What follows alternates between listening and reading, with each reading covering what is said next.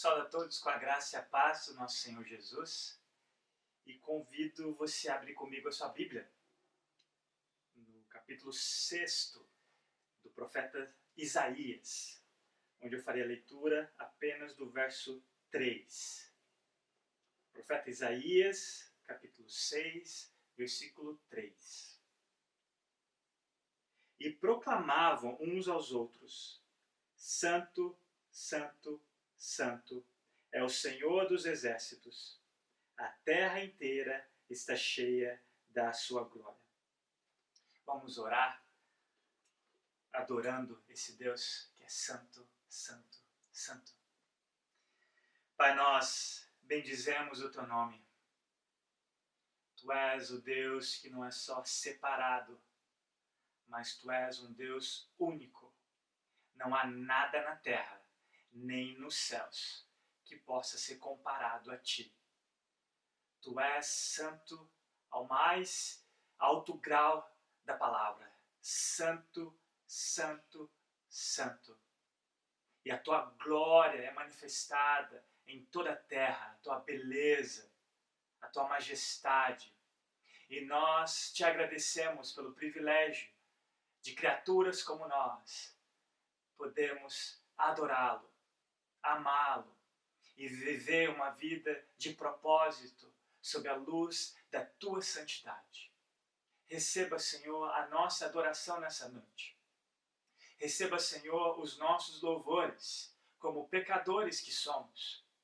E que teu Espírito Santo não só nos convença do pecado, mas nos dê a condição de abandonar o pecado por amor ao Senhor, por amor à tua santidade, e nos dê a condição de refletirmos esse caráter. No nome precioso de Jesus que nós oramos. Amém.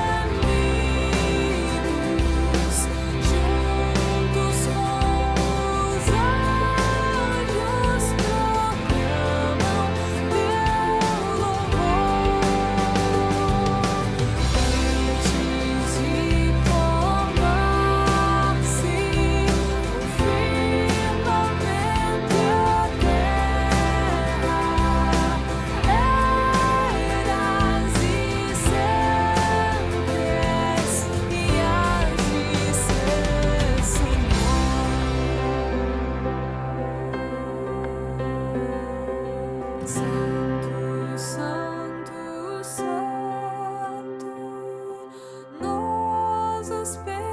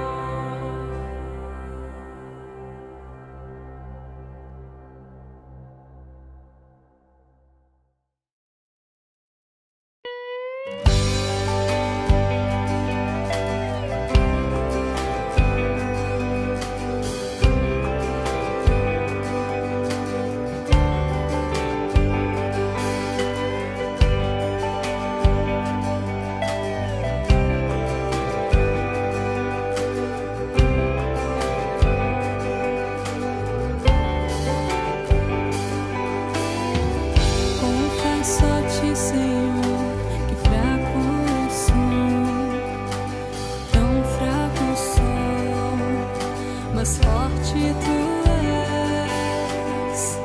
Eu venho a ti, Senhor, sem nada pra dar, só quero pedir, vem ajuda-me, ó Deus.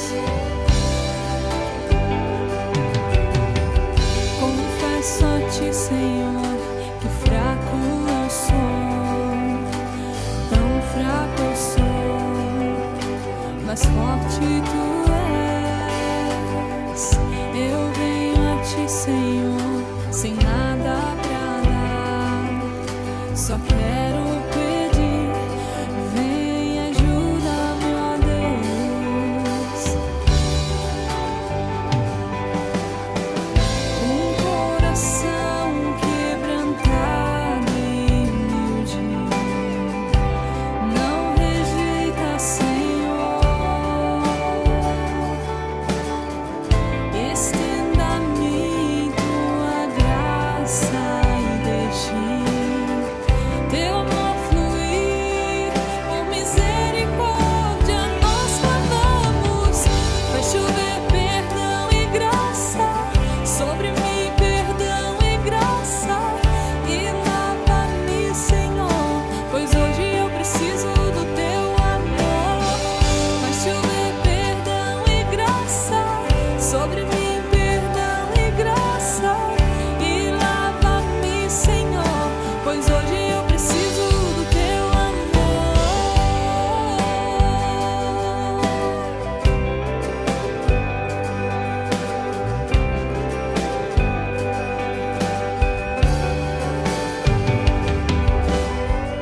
Confesso a ti, Senhor, que fraco eu sou, tão fraco eu sou, mas forte tu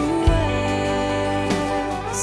Eu venho a ti, Senhor, sem nada pra dar, só quero pedir, vem ajuda-me, ó Deus. Um coração quebrantado e humilde, não rejeita, Senhor.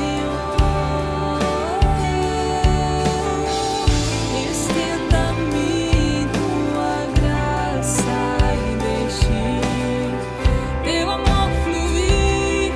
Com misericórdia nós clamamos, vai chover perdão e graça sobre mim, perdão e graça, e lava-me, Senhor, pois hoje eu preciso do teu amor. Vai chover perdão e graça sobre mim, perdão e graça, e lava-me, Senhor, pois hoje eu preciso do teu amor. Vai chover perdão e graça sobre mim, perdão e graça, e lava-me, Senhor, pois hoje eu preciso do teu amor. Vai chover perdão e graça sobre mim, perdão e graça, e lava-me, Senhor, pois hoje eu preciso do teu amor. Vai chover perdão e graça e lava-me, Senhor, pois hoje eu preciso do teu amor. Vai chover perdão e graça sobre mim,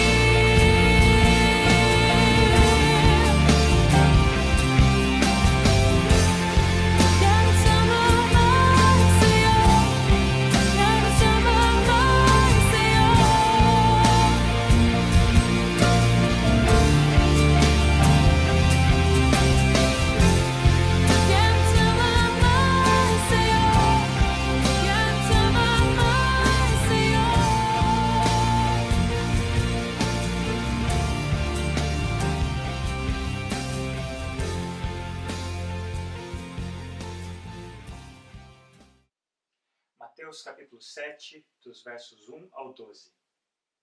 Não julguem para que vocês não sejam julgados, pois da mesma forma que julgarem, vocês serão julgados.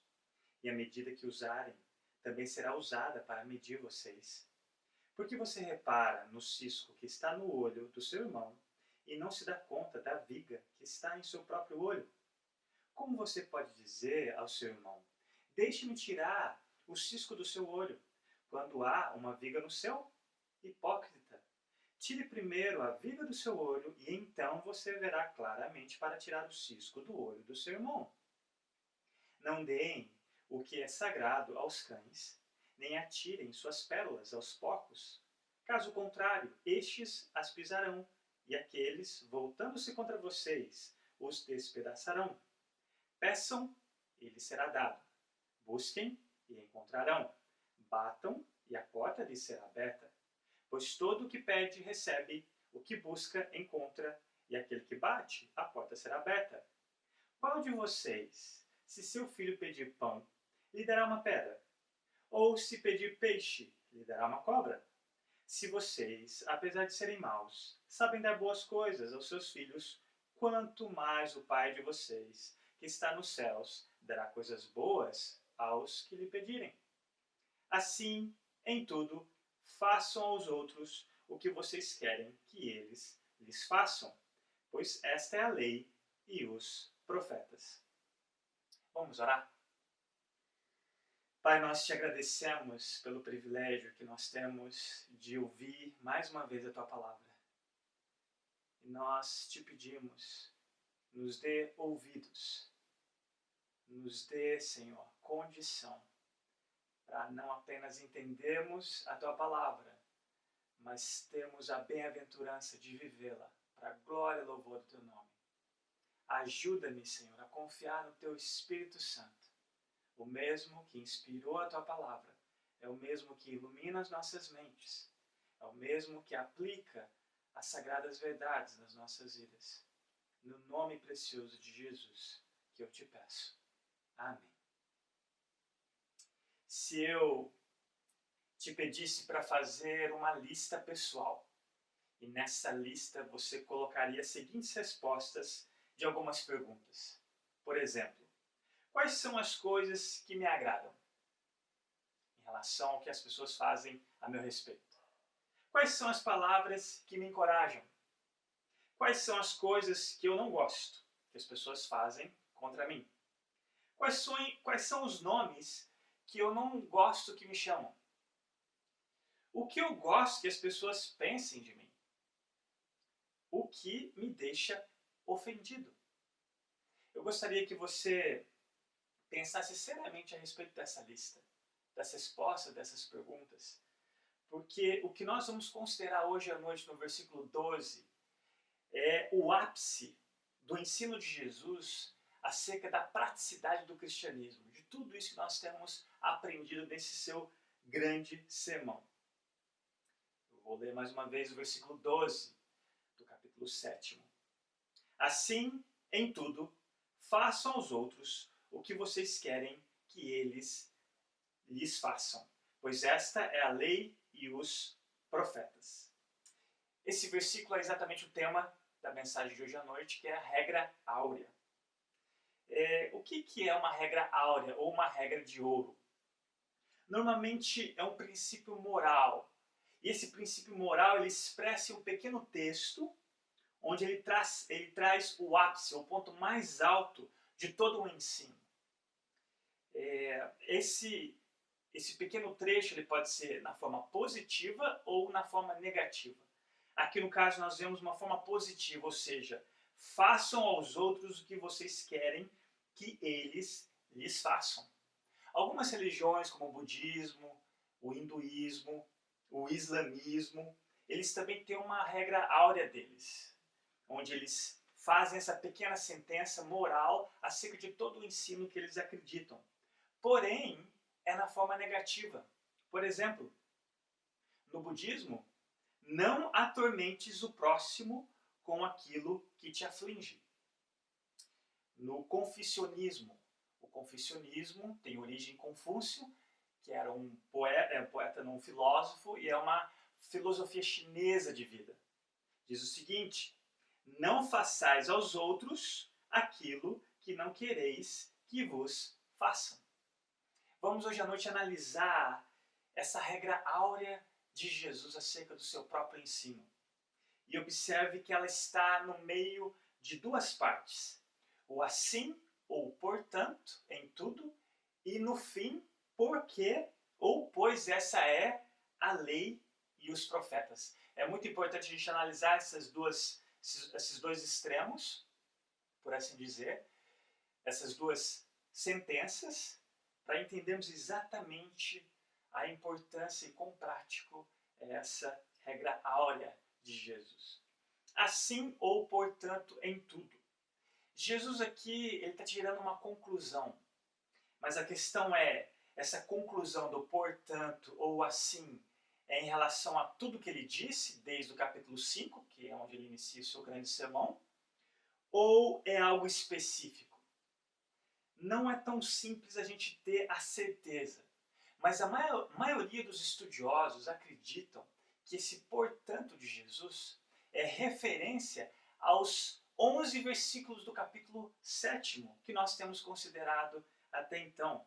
E isso faz muito sentido. Por exemplo, você não é hipercrítico em seus julgamentos porque você não quer que as pessoas façam isso com você da mesma forma. Faça aos outros o que vocês querem que eles lhes façam.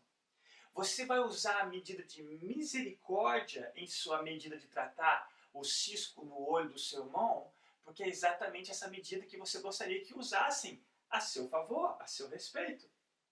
Nós não nos precipitamos em classificar as pessoas como porcos e cachorros em relação à palavra de Deus, porque nós não gostaríamos que as pessoas que têm esse conhecimento da palavra de Deus nos tratassem da mesma forma.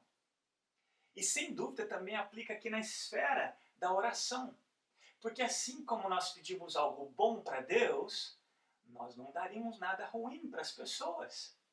Sem contar que a bondade de Deus, a misericórdia dele, da qual ele nos trata, pesa ainda mais da maneira com que nós temos que tratar o nosso próximo. E olha só a outra parte no final dessa regra áurea. Pois ou porque esta é a lei e os profetas. Jesus faz menção novamente acerca da lei e dos profetas, que juntando, na verdade, o Antigo Testamento. Ele já havia feito isso lá no capítulo 5, no verso 17. Não sei se vocês se lembram, quando nós, no começo dessas reflexões, nós vimos o que ele quis dizer com isso. Ou seja, ali ele traz mais clareza da profundidade da lei e especialmente o espírito da lei por trás daquelas proibições ou regras que os fariseus e religiosos da época distorciam. Quanto ao adultério, quanto ao divórcio, quanto a não matar, quanto à vingança. E ele deixa muito claro, nós já vimos isso, que era muito mais do que aqueles homens acreditavam. É interessante que ele retoma um assunto aqui para mais uma vez trazer essa clareza de que não se trata apenas de meros regulamentos ou proibições. Pelo contrário, essa é a maneira errada de interpretarmos a lei. É o que a Bíblia diz da letra sem o espírito. Ou seja, qual é a verdadeira motivação por trás de guardarmos os mandamentos? Aqui ele está dizendo o seguinte, que nós não matamos ou não roubamos, nem adulteramos por amor ao próximo. Ou seja, é o segundo maior mandamento. Romanos 13, verso 9, por exemplo, Paulo nos ajuda a entendermos isso. Pois estes mandamentos, não cometa adultério, não mate, não furte, não cobice, e qualquer outro mandamento que houver, todos se resumem nessa palavra. Ame o seu próximo como você ama a si mesmo. Assim como você valoriza a sua vida, o seu próximo também. E a sua atitude correta com aquela pessoa deve ser você não tira a vida dela, porque ela valoriza a vida tanto quanto você. Um exemplo do Antigo Testamento. Se o boi ou a ovelha de um israelita se extraviar e você o vir, não ignore o fato, mas faça a questão de levar o animal de volta ao dono. Normalmente, quando nós lemos este mandamento, pensamos, eu vou cumprir a lei porque é um regulamento. É simplesmente, eu preciso fazer. Não, é errado. Se você visse o animal do seu próximo, um boi, aqui no exemplo, você deveria pensar, peraí, o dono desse boi é como uma pessoa normal como eu, ou seja, ele deve estar sofrendo a perda desse animal, especialmente se for o único animal que ele tem. Se eu estivesse no lugar dele, eu gostaria muito que ele me devolvesse o animal, e eu seria grato por isso. É essa a ideia por trás de você devolver um animal que não te pertence. Ou seja, quão agradecido você ficaria se a pessoa te devolvesse o animal que você perdeu? É isso que significa, você vai fazer para ele aquilo que você gostaria que ele fizesse no seu lugar. Portanto, esse era o objetivo da lei. Essa era a atitude por trás de cumprirmos a lei. Amor ao próximo. Mas aqui, observe que nesses versos do 1 ao 11, nós temos considerado até agora, trata do quê? Relacionamentos. Essa regra áurea não teria sentido algum se não fosse no contexto de relacionamentos. Todos os pensadores sérios concordam que o mais grave problema do século XX, em última análise, é uma questão de relacionamento humano. Os problemas que enfrentamos nas áreas sociais, econômicas e políticas estão, de alguma forma, ligados na ausência dessa regra. Imagine se todas as pessoas, por exemplo, um político ou um presidente ou uma nação, antes de tomar qualquer decisão, eles pensassem, com base nessa regra, façam aos outros o que vocês querem que eles lhe façam. Imagine nos casamentos entre os maridos e suas mulheres, ou vice-versa. Nos relacionamentos de pais e filhos, ou de uma empresa, o relacionamento entre os funcionários, patrão e empregado. Essa regra, se ela estivesse operando, não é à toa que no céu nós não teremos egoístas, porque de fato essa regra será vivida, seu empecilho do pecado. Nós vamos ver qual é o pecado aqui no caso. Mas qual que é o maior problema então que nos impede de vivermos, de colocarmos essa regra em prática? Um dos maiores filósofos e teólogo inglês, Chesterton, uma vez ao ler o jornal, ele viu no final de uma matéria a seguinte pergunta: qual é o problema do mundo? Esse filósofo escreveu uma carta e mandou para os editores daquele jornal com a simples resposta: eu sou o problema. No final das contas, quem examina a própria vida chega à conclusão de que Chesterton chegou. O problema sou eu. Em outras palavras, o meu velho ego, em suas diferentes formas. Tiago 4, 1 e a primeira parte do verso 2. De onde vêm as guerras e contendas que há entre vocês? Não vêm das paixões que guerreiam dentro de vocês? Vocês cobiçam coisas e não as têm, matam e invejam, mas não conseguem obter o que desejam. Vocês vivem a lutar e a fazer guerras. Esse problema horizontal que nós enfrentamos nos relacionamentos nada mais é do que a consequência direta do nosso problema na vertical com Deus Criador. Nós nascemos inimigos desse Deus, somos incapacitados de nós só odiarmos a sua lei que expressa o seu caráter, mas odiamos também o nosso próximo. E nós não colocamos essa regra em prática. Por quê? Nosso ego está entre nós e Deus, entre nós e o próximo. E nós não cumprimos o maior e principal mandamento, que resume a lei e os profetas. Ame o Senhor, o seu Deus, de todo o seu coração, de toda a sua alma e de todas as suas forças. É por isso que apenas os filhos de Deus têm a condição de viver essa regra. Porque nós respondemos em Cristo esse grande amor de Deus em nosso favor. E em resposta a esse grande amor, nós podemos amar agora o nosso próximo como a nós mesmos. E esse espírito que nós pedimos da última vez, acerca da oração, ele nos dá a capacidade, a condição de mortificar em nós esse maldito ego, esse egocentrismo, onde eu sou o centro do universo. Mas, pela graça de Deus, Deus é colocado no seu lugar de direito, Ele o centro de todas as coisas, inclusive das minhas vontades. É isso que significa tomar a sua cruz e seguir a Cristo. É morrer para o seu ego. É morrer para os seus desejos em favor do outro. E aqui nós vemos o quão fascinante é o ensino de Jesus. Porque apesar de sermos cristãos, genuinamente verdadeiros, ainda somos naturalmente egoístas. E uma forma de você morrer para o seu ego é pegar esse ego e exercer em favor do próximo. É você pegar a sua lista e fazer em relação ao outro. É dessa forma prática que você morre para o seu eu. Você gosta de ser elogiado? Então elogie. Você gosta de ser servido? Então sirva. Não gosta que falem mal de você? Então não fale mal dos outros. Não gosta das pessoas que sempre se justificam quando você vai corrigi-las? Então não tenha a mesma atitude. Faça aos outros o que vocês querem que eles lhes façam. E por último, vemos a grande diferença entre essa ética cristã das outras religiões.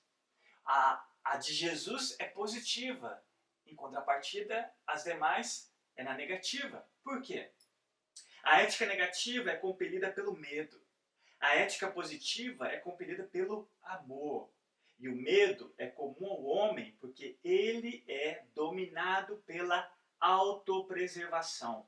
O amor vem apenas de Deus.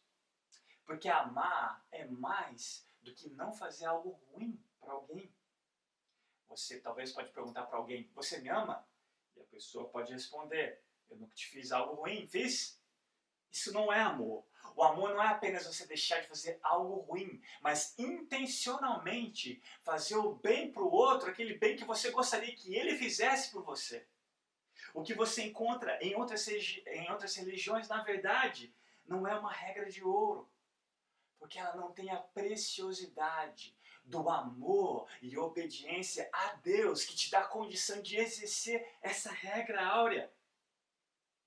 E na verdade, por não ter essa preciosidade desse primeiro mandamento, e maior e principal, de amar a Deus, e consequência ter a condição de amar o seu próximo, é uma regra vazia, até mesmo ateu, porque o ego continua reinando para sua própria destruição. E eu encerro respondendo uma pergunta. Por que nós, no nosso contexto, ainda não estamos se reunindo como igreja publicamente? Não é porque nós estamos com medo de uma pandemia. Não é com base em uma ética negativa motivada pelo medo. E muito menos pela autopreservação. Não! Afinal, morrer para o cristão é lucro. Nós não estamos com medo disso. Mas nós estamos privados de nos reunirmos publicamente por amor àqueles que não têm a esperança que eu e você temos da vida eterna. Estamos tendo a oportunidade de colocarmos essa regra áurea em prática, porque nós gostaríamos, se eles estivessem no nosso lugar, que fizéssemos o mesmo por eles. E também nós temos a oportunidade, mesmo que temporariamente, abrir mão dos nossos direitos, porque nós cremos em um Pai perfeito, que é soberano, que está no controle até mesmo dos decretos municipais. Vamos orar? Pai, nós te agradecemos pelo ensino nós temos recebido desse sermão tão precioso, pregado pelo maior dos pregadores, o teu próprio Filho. E não só conhecemos o que é correto, mas nós temos o privilégio de vivermos esse ensino. Nós te agradecemos porque o Senhor nos dá a condição de mortificar o nosso ego em amor ao próximo, mas sob essa condição de amá-lo em primeiro lugar.